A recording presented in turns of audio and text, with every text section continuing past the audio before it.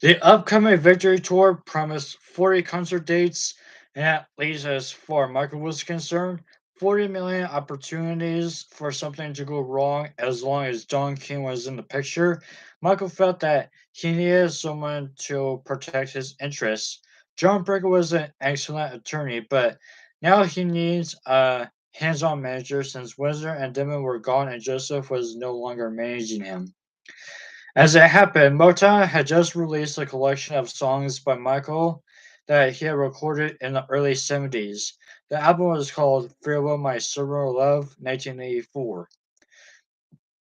A misleading title since the songs were recorded more than 10 years earlier. The record only sold at about 100,000 copies, a, mis- a minuscule number considering the 33 million copies of Thriller that then been moved in record stores. Michael believed that Motown was trying to cash in on his fame and he didn't like it. It's not fair, he said. I had no control over that music.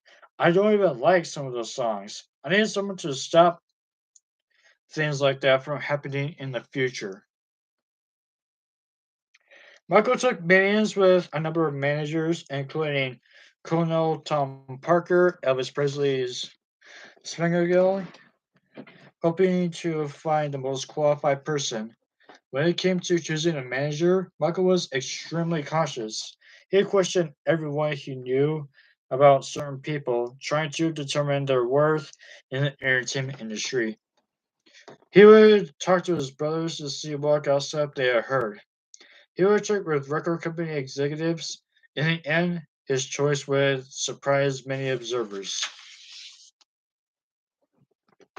7 months earlier, in August 1983, Michael had asked Epic Records head of promotion Frank DeLeo if he would be interested in managing him.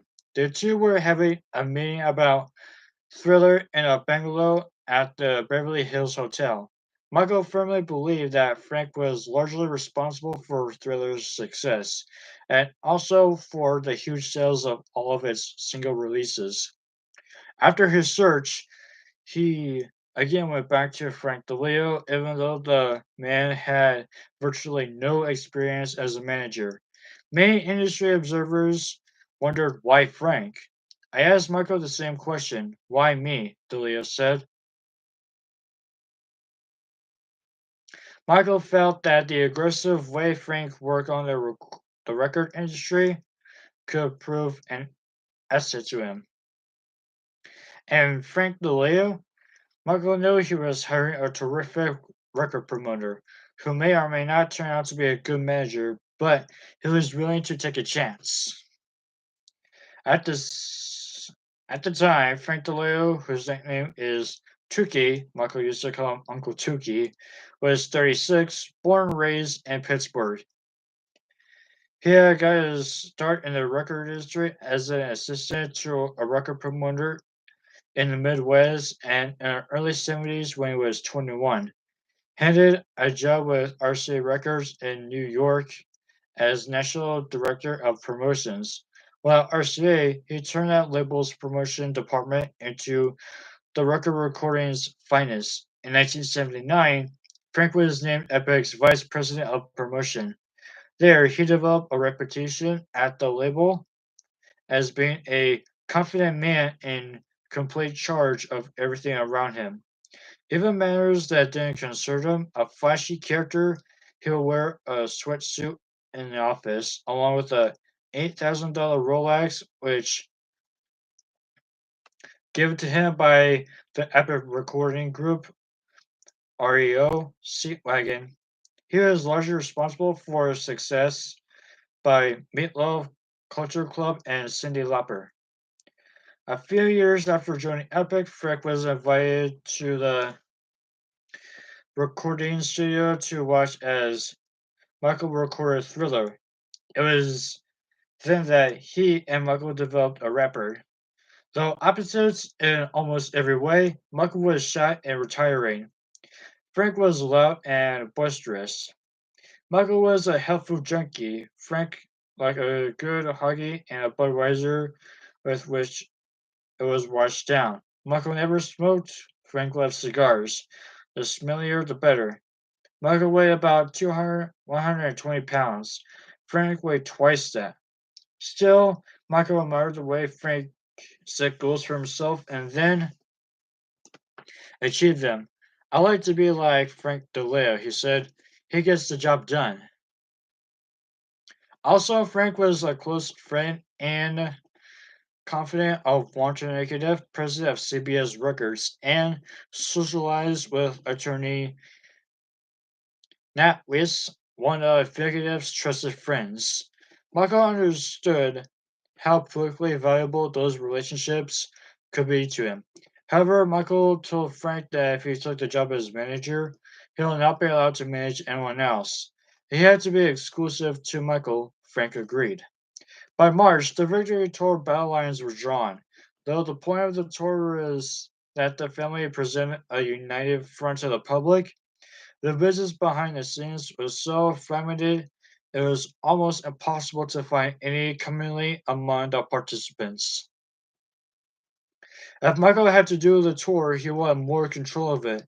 Not only was he exerting his independence at this time, he knew that if the show flopped, it could hurt his career.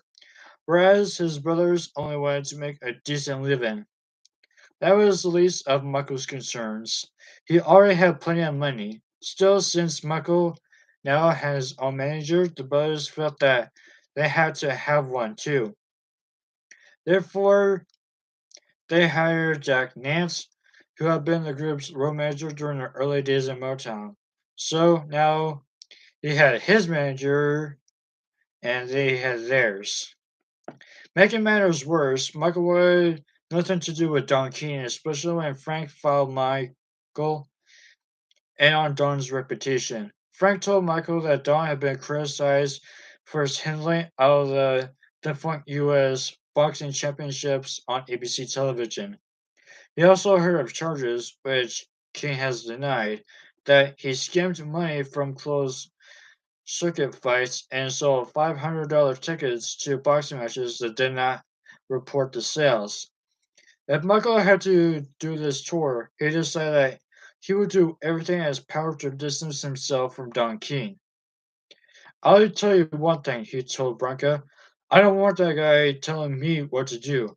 I don't want him to touch one single penny of my money, or as Don King will later say, with Michael, you're always on trial. Through John, Michael dispatched a series of instructions to Don, stating 1. K may not communicate with anyone on Michael's behalf without prior permission. 2. All monies will be collected by Michael's representatives and not by King. 3. King may not approach any promoters, sponsors, or other people on Michael's behalf. 4. King may not hire any personnel or local promoters, book halls, or for that matter, do anything at all with Michael's prior approval.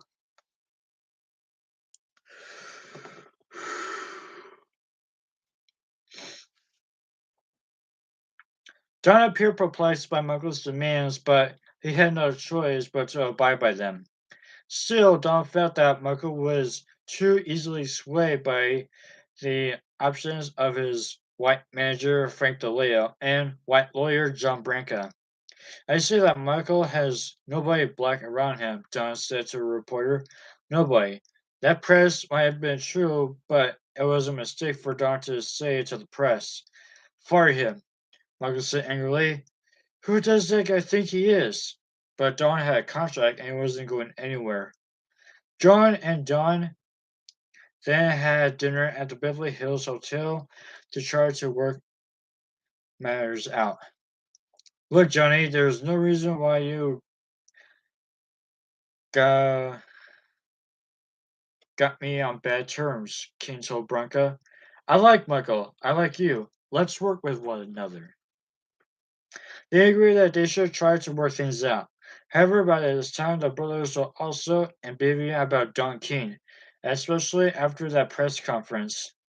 At this time, Chuck Sullivan, head of Stadium Management Corporation of Foxborough, Massachusetts, and former owner of the New England Patriots football team, was brought in to watch over Don King. He will be organizing the concerts. Michael was also able to convince the brothers to allow Ivory Azza, head of MCA, to come aboard as a tour consultant.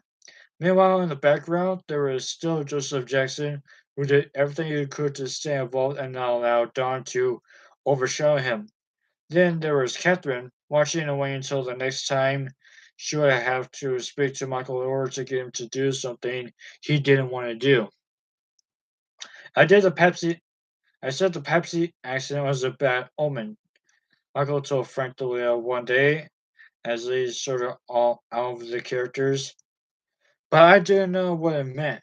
Now I know, believe me, when I say that trouble's ahead.